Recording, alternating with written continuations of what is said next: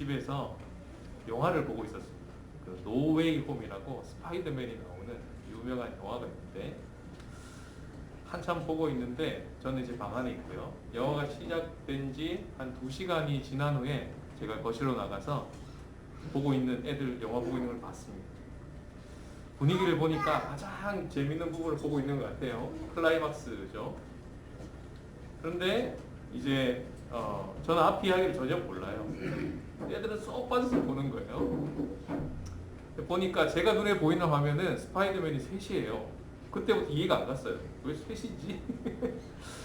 근데 또 조금 있다 보니까 뭐 이렇게 뭐 닥터 스트레인지라는 어떤 사람이 나오는데 뭐 또 막 기억을 지워준대. 뭔 소리야? 기억을 왜 지워?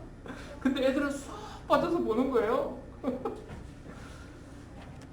영화 속 친구들이 스파이더맨 친구 같아요. 그러니까 막 기억을 지우니까 마지막 장면은 친구들이 스파이더맨을 못 알아보는 그런 장면으로 끝이 딱 나는데 저는 그런가 보다. 그러고 이제 보고 있지만 애들은 뭔가 모르는 감동에 이렇게 막 젖어드는 그런 느낌이었어요. 전 아직도 그 내용을 잘 모릅니다. 여러분 왜 똑같이 영화를 봤는데 왜 이런 일이 벌어질까요?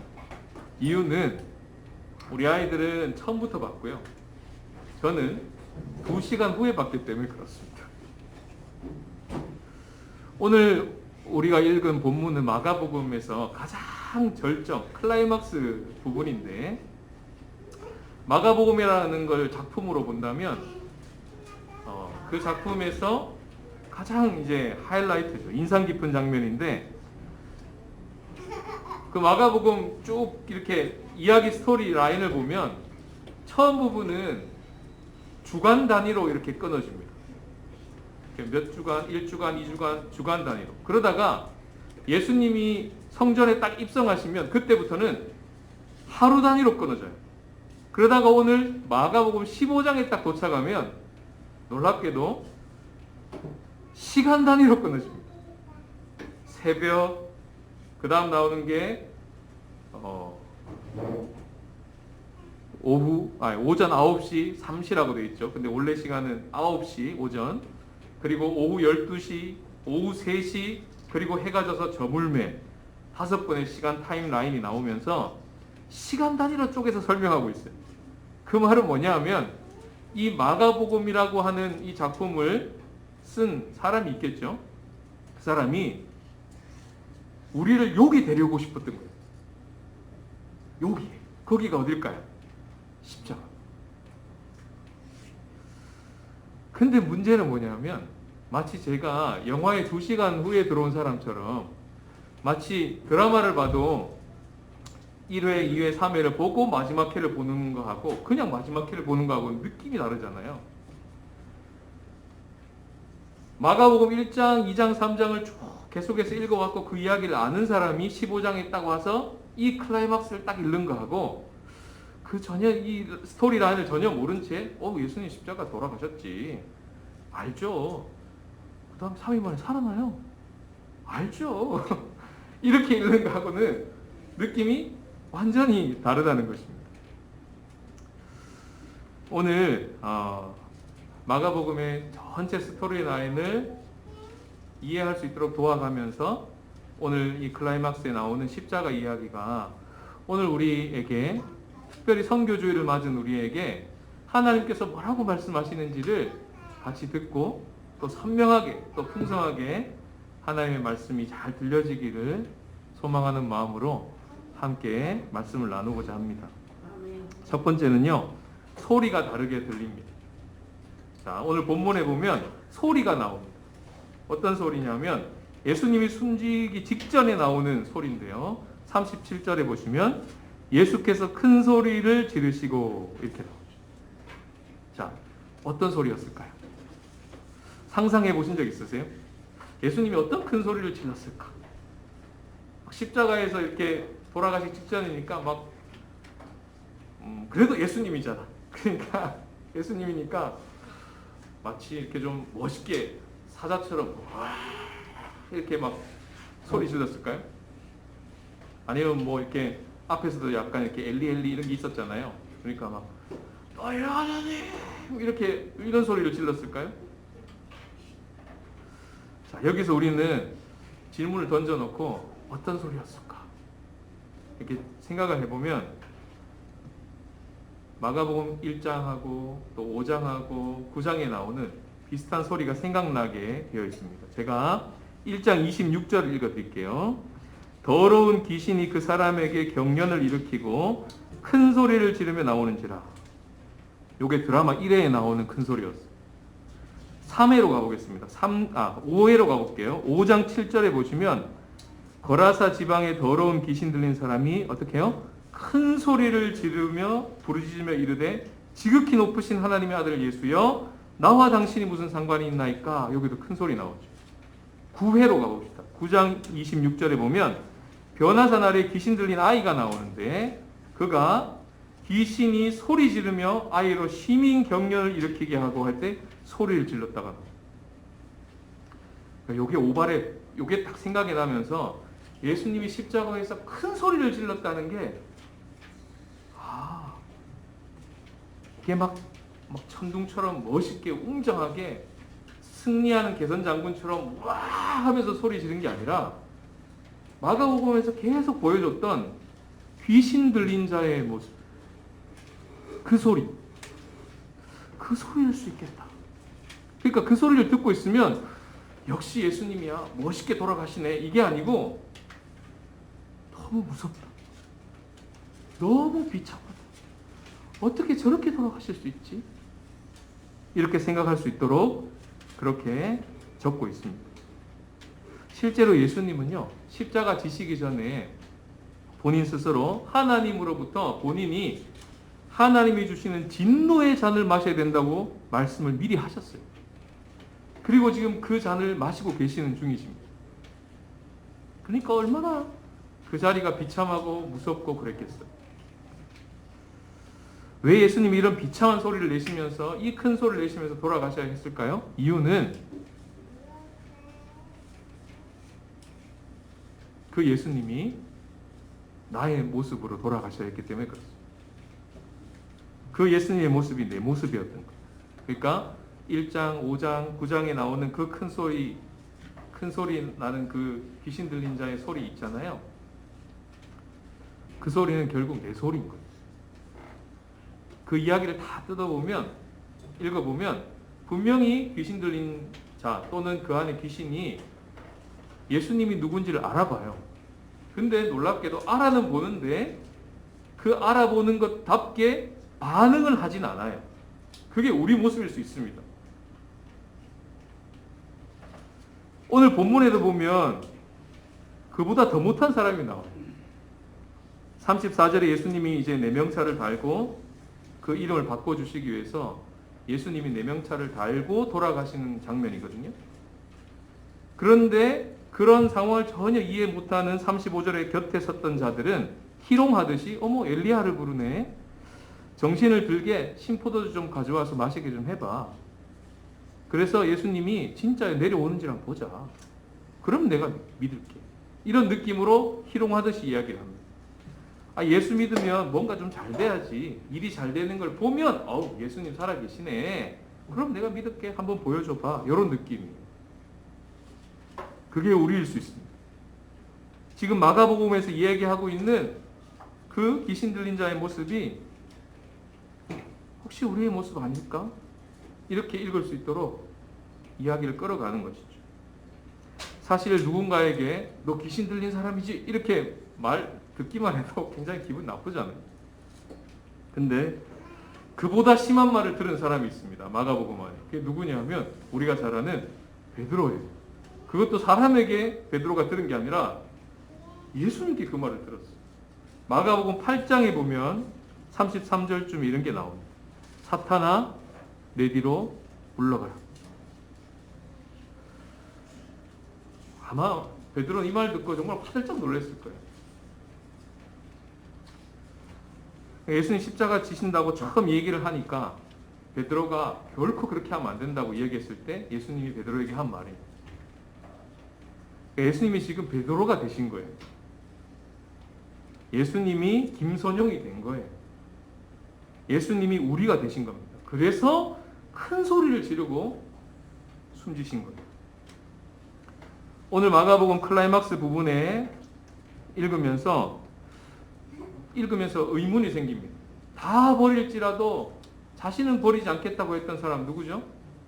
모든 제자들은 다 버려도 저는 절대로 예수님 안 버릴 겁니다 했던 사람이 있어요. 누구죠?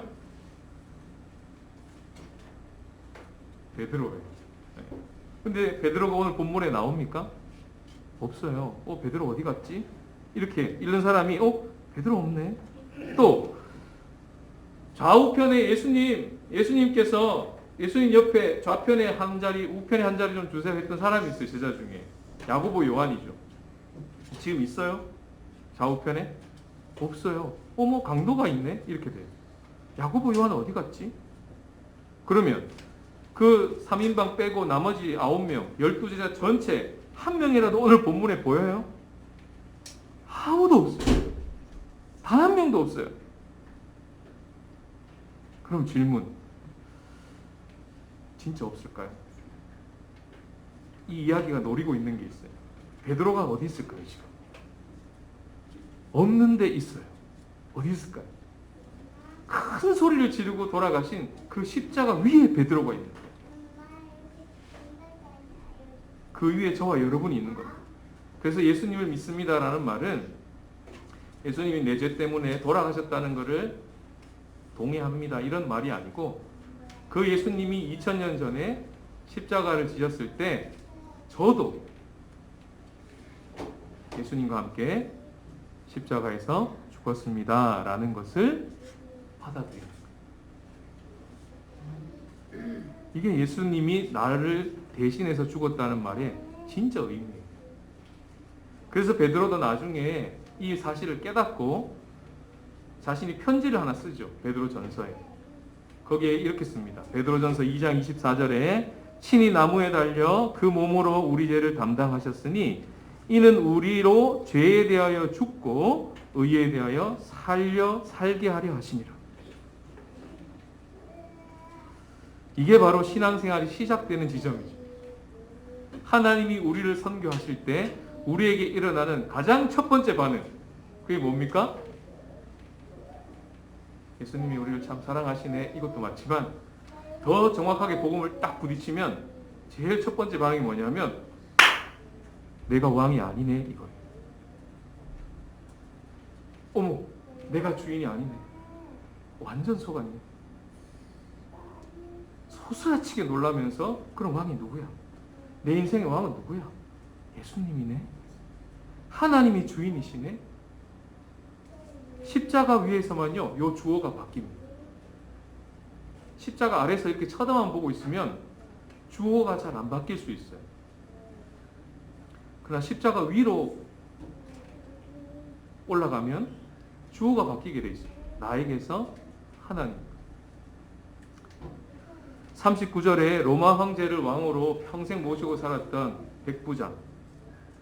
그 백부장이 그렇게 비참하게 돌아가시는 예수님의 모습을 보고 놀라운 고백을 합니다. 이 사람이 진실로 하나님의 아들이었다. 무슨 의미일까요?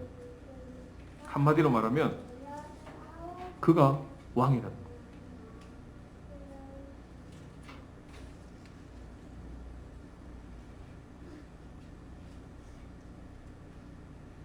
엄청난 기적을 보고 왕이라고 고백한 게 아니라 성경 그대로 그가 그렇게 죽으심을 보고 왕이다. 논리적으로 안 맞아요. 그럴 수 없어요. 평생을 로마 황제를 왕으로 모시고 산 사람이 예수님이 그렇게 죽으심을 보고 진실로 그는 하나님의 아들이라고 말할 수 있을까? 이렇게 질문을 던질 만한 본문이 불가능한 거 아닐까? 근데 어떻게 성경에 이렇게 적고 있지? 32절에 보면 아이러니라고 하는 어려운 반어법이 나오는데, 반어법은 뭐냐면 실제로 쓰는 말은 나쁜 말인데, 조롱하는 말인데, 그런데 그 말 속에 진짜 의미가 담겨있는 이게 반어법이에요. 32절에 이렇게 돼 있죠. 이스라엘 왕 그리스도가 지금 십자가에서 내려와 우리가 보고 믿게 할지어다. 지금 조롱하는 거예요. 근데 그 말 속에 진짜 메시지가 담겨 있어요. 뭐라고 돼 있어요? 이스라엘 왕 그리스도. 십자가에서 나는 큰 소리가 영화 시작 2시간 후에 들어가서 보고 있는 사람처럼 안 들리고, 앞에서 이야기를 쭉 전개해왔던 그 이야기 속에 빠져서 쭉 따라왔다가 오늘 본문에 나오는 큰 소리를 지르고 하는 순간에 그 소리가 내 소리구나. 그 비참한 모습이 내 모습이고, 예수님만 십자가에서 죽으신 것이 아니라 나도 거기서 죽었구나. 나도 죽은 십자가, 그것을 깨닫게 되고, 마가복음에서 맞아, 예수님이 십자가 지신다고 처음 얘기했을 때 그 얘기 하셨지. 자기 십자가를 지고 나를 따르라고 하셨지. 그러니까 마가복음에서 자기 십자가를 진다는 건 네가 앞으로 살 때 고난과 고통이 많을 거니까 그거 지고 살아가라는 게 아니라 나도 죽은 십자가를 지고 따라오라는 거죠.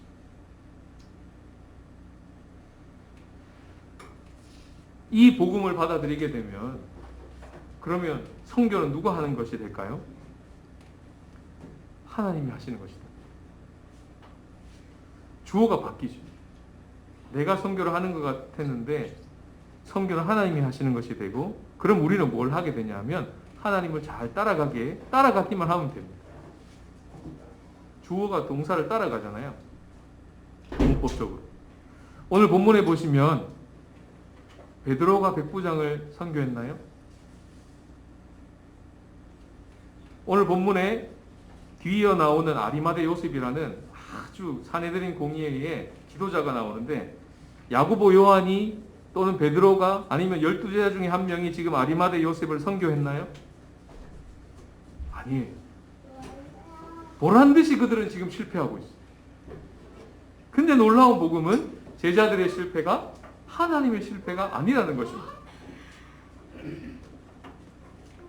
오늘 본문에 보면 예수님의 죽음 앞에 엘리 엘리 라마 사박다니 했는데 하나님이 침묵하시잖아요. 아무런 반응을 안 하시는 것 같잖아요. 근데 본문을 천천히 읽어보면 하나님이 굉장히 적극적으로 반응하고 계세요. 예를 들면 이런 거예요. 정오가 되었는데 세상이 어떻게 돼요? 33절에 육신은 정오예요. 정오. 난 12시가 되었는데 온 땅이 어떻게 됐어요? 어둠이 임했어요. 이건 하나님이 개입하신 거예요. 아니에요, 목사님. 일식이에요. 일식. 이렇게 말할 수도 있겠죠. 네, 과학적으로. 일식이라니까요. 그거는 이제 과학적으로 말할 수 있어요. 그 과학을 통해서 성경이 말하는 건 뭐냐면 하나님이 지금 개입하고 있다, 이걸 보여주는 거예요. 또 그 다음에 이 38절 오늘 우리가 읽었던 본문에 휘장이 위로부터 아래로 찢어진다, 이것도 하나님이 지금 개입하고 있어 라는 걸 보여주는 장면이에요. 백부장이 신앙 고백하고요, 아리마대 요셉이 43절에 보면 당돌이 빌라도에게 나와서 시체 달라고 하는 모습이나, 16장에 가면 큰 무덤을 막았던 큰 돌이 굴러져 있는 모습이나, 이런 모습들은 전부 다 하나님이 개입하고 있다는 사인이에요. 그러니까 오늘 본문은 하나님을 숨기면서 주어 대신 하나님을 하나도 기록하지 않으면서, 하나님이 이르시되 이런 말 하나도 없으면서 하나님이 지금 적극적으로 일하고 계시다는 것을 말하고 있는 본문인 거예요. 하나님이 백부장을 선교하고 계시고요, 하나님이 아리마대 요셉을 선교하고 계시는 장면이에요. 선교의 주어는 누굴까요? 하나님이죠. 하나님이 선교하세요. 그럼 교회는 특정 사람을 선교사로 보내는 것이 아니라 하나님이 예수님을 선교사로 보내는 것입니다. 그리고 그 예수님과 똑같은 자리에 우리를 보내시는 것이죠. 그래서 우리 모두가 선교사가 되는 거예요. 갑자기 부담이 되시나요? 저만 선교사가 아니고 우리 모두가 선교사예요. 왜냐하면 선교사의 정의가 뭐냐면 미셔널이라고 하는데, 어원적으로만 따져봐도 이 의미가 뭐냐면, 저를 따라 한번 해보세요. 보냄받은 자, 이게 선교사의 진짜 의미. 예수님도 선교사잖아요. 하나님으로부터 보냄받은 자. 그럼 우리도 그 예수님으로 의해서 보냄받은 자가 되는 것이죠. 근데 그 첫 번째로 보내어지는 자리가 어디라고요? 인도? 독일? 의정부? 동두천? 그럴 수 있는데요. 제일 첫 번째 보내진 자리가 뭐냐면 십자가 위. 요한복음이라는 책 20장 21절에 이런 말씀이 나와요. 아버지께서 나를 보내신 것 같이 나도 너희를 보내노라. 이게 예수님이 부활하시고 벌벌벌 떨고 있는 제자들에게 나타나셔서 예수님이 처음으로 하신 말씀입니다. 그것도 요렇게 요거 봐봐 한준아 요거 봐봐 뚫렸지? 한호야 요거 옆구리 봐봐 뚫렸지? 손과 옆구리를 보이시면서 하시는 말씀. 아버지께서 나를 보낸 것 같이. 어디로 보내셨는데요? 일로 보냈잖아요. 나도 너희를 보낸다. 십자가 위로 보내신다는 거예요.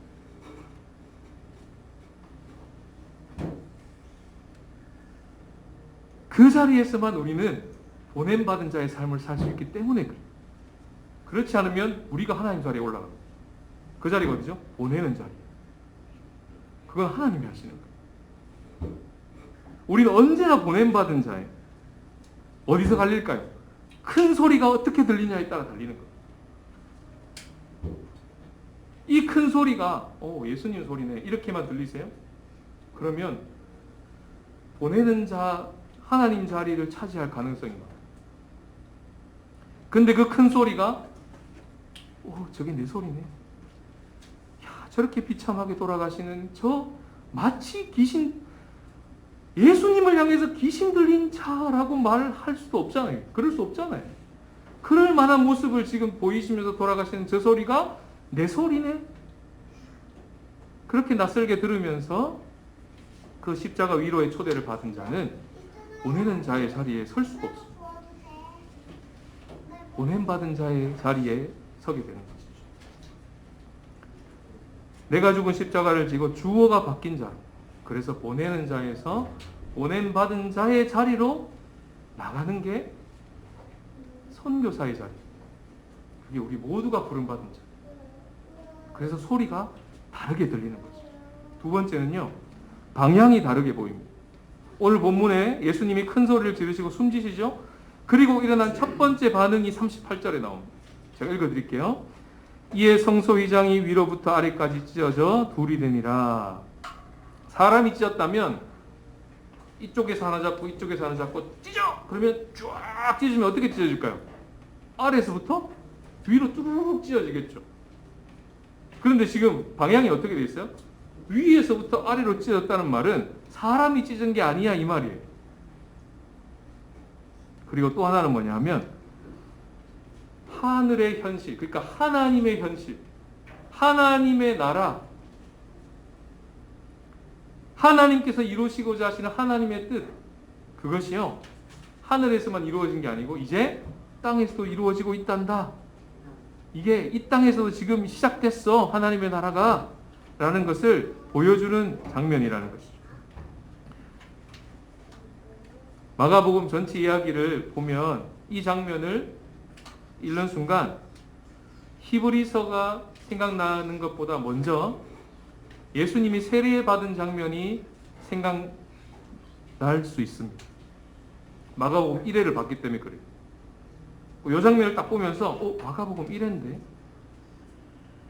그러니까 예수님도 요 십자가 지시기 전에 얘들아 야고보 요한이 한 자리 달라 할 때 그랬어요. 얘들아 내가 조금 있다가 세례 받아야 돼 이렇게 얘기하셨어요. 십자가 지셔야 돼 이렇게 말하지 않고 내가 조금 있다가 세례 받아야 돼 이렇게 말씀하셨어요.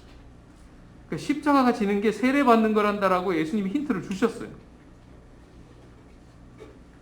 그리고 지금 휘장이 쫙 찢어지는 장면을 보면서 예수님 세례 장면이 생각나고 세례 장면을 가서 막 읽어보니까 1장에 보면 하늘이 갈라지고 이렇게 돼 있어요. 이게 오늘 찢어졌다는 말하고 같은 말이에요. 헬라어로 스키조 이 말이 찢어졌다, 갈라졌다 이 말이에요. 그리고 1장에 보면 성령이 비둘기같이 하늘에서 내려오고 하늘에서 소리가 들리기를 이는 나의 사랑하는 아들이요 내가 기뻐하는 자, 이렇게 나오잖아요. 근데 그 성령이 내려오는 것, 그 하늘의 소리를 아무도 못 듣고 예수님만 들으세요. 근데 오늘 클라이막스에 와서는 그 모든 소리, 그 모든 반응이 공개적으로 백부장 입을 통해 가지고 드러납니다. 다시 말해서 하나님의 나라라고 하는 하늘에서 이루어진 이 일이 이 땅에서 시작되었다는 것을 백부장이 알 만큼 위에서 아래로, 세례가 위에서 아래로 내려오듯이 하나님의 임재가 위에서 아래로 확 쏟아졌다는 거예요. 그리고 또 하나는 오늘 이 예루살렘 성에 들어오셔서 예수님이 나갔다가 들어왔다를 3번 반복하시거든요. 그러다가 마지막에 성전을 탁 나가시면서 돌 위에 돌 하나도 남기지 않고 이거 무너질 거다 이야기를 하시고 다시 예루살렘 성전에 안 들어가세요. 그리고 십자가를 지금 지신 거예요. 성전 밖에서 예수님이 십자가에 돌아가신 거예요. 그러면서 돌아가시는 순간 휘장이 쫙 찢어졌다는 것은 하나님의 임재가 이제 성전 안에 가두어지지 않고 성전 밖으로 탁 하고 나갔다는 거예요. 그 표현. 그럼 방향을 볼까요? 위에서 아래로, 안에서 밖으로. 이게 오늘 말씀을 통해서 하나님 우리에게 말씀해 주시는 방향이에요. 이게 내 방향이야 라고 말씀하시죠. 주어가 하나님이라고 그랬죠. 하나님이 주어니까 그 방향을 가르치면 잘 봐야 되겠죠. 히브리서 그림과 완전히 반대입니다. 우리가 히브리서를 먼저 딱 떠올리는 순간 히브리서는 새롭고 산 길이 열렸다고 했기 때문에 아래에서 위로 가요. 밖에서 안으로 왔고요. 아래에서 위로 간다고요. 그게 틀린 방향은 아닙니다. 히브리서가 말하고 있으니까. 그런데 오늘 마가복음에서 얘기하는 방향은 그 방향과 완전 반대 방향이에요. 위에서 아래로 갔고요. 안에서 밖으로 퍼져나가고 있어요. 이게 하나님의 방향, 주어의 방향이에요. 그러면 동사는 우리인데 우리는 그 주어를 따라가는 거예요. 저를 따라해 보겠습니다. 하나님 주어, 우리는 동사. 순서가 바뀌면 명령형이 돼요. 그렇죠? 여러분 영어 배울 때 문법 너무 어려운 말인가? 이게 주어 동사가 싹 바뀌면요 명령어 됩니다. 그럼 뭐예요? 우리가 하나님께 명령하는 거예요. 순서가 너무너무 중요해요. 제가 유시태 교회 와서 여러 번 놀랬지만 매일마다 놀라는 게 있습니다. 그건 뭐냐 하면 카톡에 올라오는 기도 제목 때문에 신앙의 방향이 아래에서 위로만, 저도 그랬죠.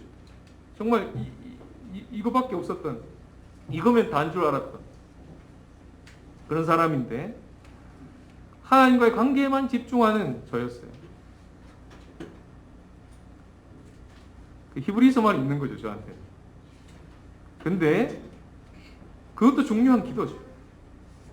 근데 그것이 복음에 다라고 생각하지 않고 그 복음은 그보다 훨씬 커서 다음과 같은 기도가 막 올라와요. 제가 읽어볼게요. 카톡을 그대로 옮겼습니다. 나라 6월 1일 지방선거를 위하여 도지사, 도의원, 시장, 시의원, 교육감, 하나님 나라를 구현할 지도자들이 세워질 수 있도록 인구 감소로 인한 대응책을 마련할 수 있도록 주택과 교육, 노후 문제를 해결할 수 있도록 러시아, 우크라이나 평화를 위해서 밀수입에 의존하는 가난한 국가들을 위해서. 이 기도의 방향이 보이세요? 위에서 아래예요. 복음의 방향이 그렇다는 거예요. 이뿐만 아니라 안에서 밖으로라고 하는 방향과 실제 사역이 있어요. 또 읽어볼게요. 협력교회를 위하여 일산 기쁨의 교회, 삼송 동안교회, 가슴 뛰는 교회, 송산 기쁨의 동산교회, 일산 동안교회. 소외된 이웃을 돌보는 기관을 위하여 경기도 시각장애복지관, 의정부시 평생학습원, 의정부 장애인 슐런협회, 하나님의 선한 도구가 될 수 있도록 담길 스포츠와 수어 교실 사역을 위하여. 방향 보이세요? 저는 이런 기도 제목을 받을 때 많이 놀래요. 그렇게 떨려요.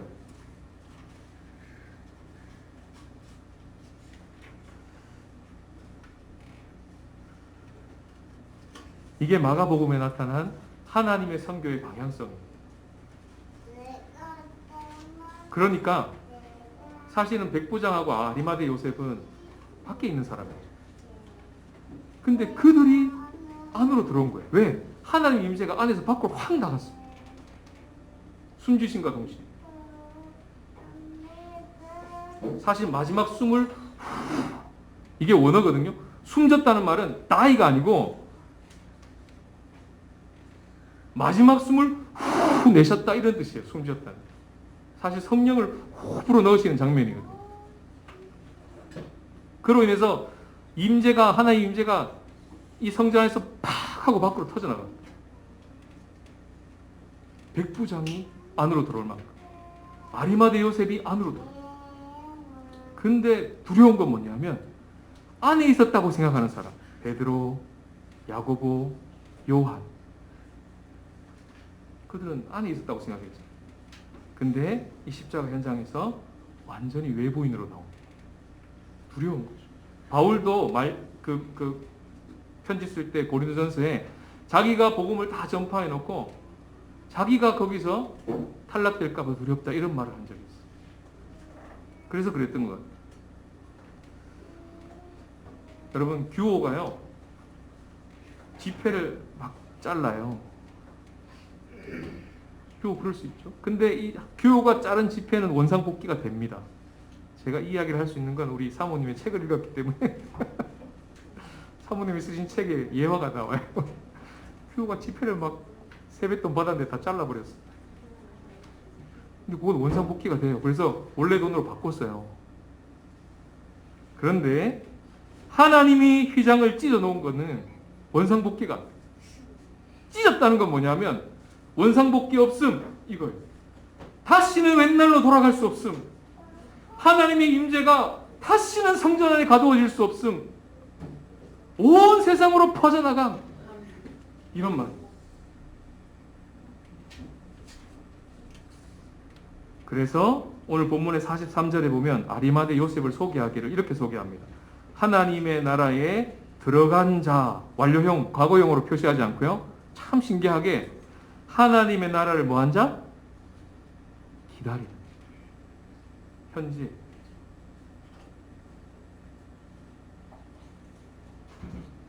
위에서 아래로 내려온 그 하나님의 나라를 본 자는요. 아리마대 요셉처럼 당돌하게 안에서 밖으로 나갑니다. 하나님의 선교를 경험하고 있는 자의 모습. 우리에게 한번 적용해 봅시다. 우리의 삶 속에 방향이 아래에서 위로만 있는지 아니면 위에서 아래로도 있는지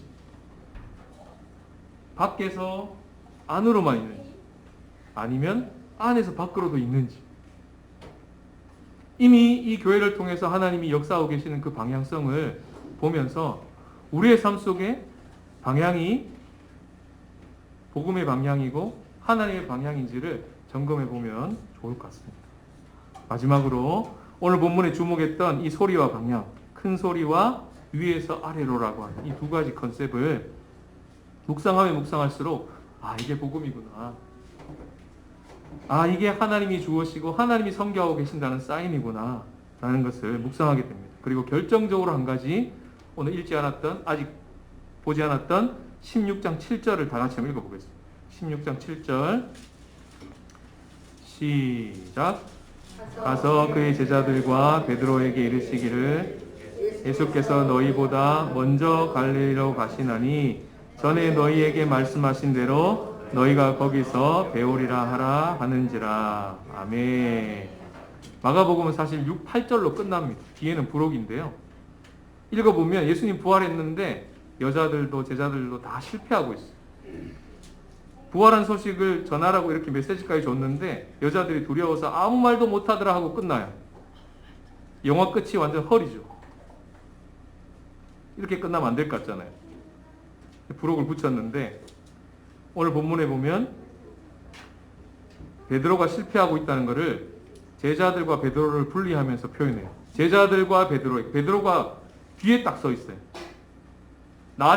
먼저 된 자가 나중이 돼버렸어. 베드로가 꼴찌가 됐어요. 그냥 제자들과 이래도 되는데 제자들과 베드로에게 이르기를. 근데 중요한 건 오늘의 복음 메시지, 복음 조각 중요한 단어는 먼저라는 겁니다. 누가요? 예수님. 베드로는 실패하고 우리는 실패할 수 있지만 그게 하나님의 실패가 아니야.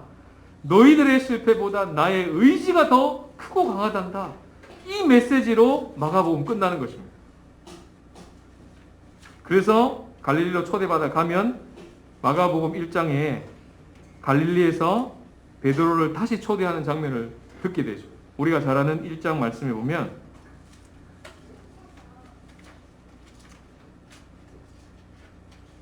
(1장 17절에) 나를 따라오라 내가 너희로 사람을 낳는 어부가 되게 하리라. 데라가 아니죠. 데라였으면 우린 끝장났어요. 그런데 감사하게도 되게 하리라. 하루를 시작할 때 열심히 살아야지 이렇게 살 수도 있지만 주님이 우리를 위해서 열심히 쉬시 이렇게 하루를 시작하고 하루를 마칠 때 열심히 살았다 뿌듯하네 이렇게 마칠 수도 있지만 오늘도 주님이 하셨네 이렇게 마칠 수 있으면 더 좋을 것 같습니다. 마가복음의 시작도 예수님, 마가복음의 마지막도 예수님의 의지로 끝납니다. 되게 하리라, 먼저 가리라.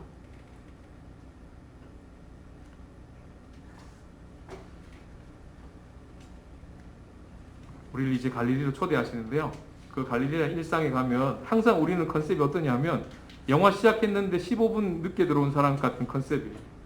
일이 빵빵 터지는데 이게 왜 일어나는지 몰라요, 사실. 그럴 때가 너무 많아요. 우린 눈길의 한계를 가지고 있고요. 발길과 손길의 한계를 다 가지고 있기 때문에 하나님 그걸 아십니다. 그래서 하나님께서 우리의 눈을 열어주시고 백부장처럼 하나님께서 우리의 길을 열어주시고 그래서 주어가 바뀌고 방향이 바뀐 자로 살 수 있도록 주님이 도와주실 것입니다. 주님이 사람 낚는 어부가 되게 하실 것입니다.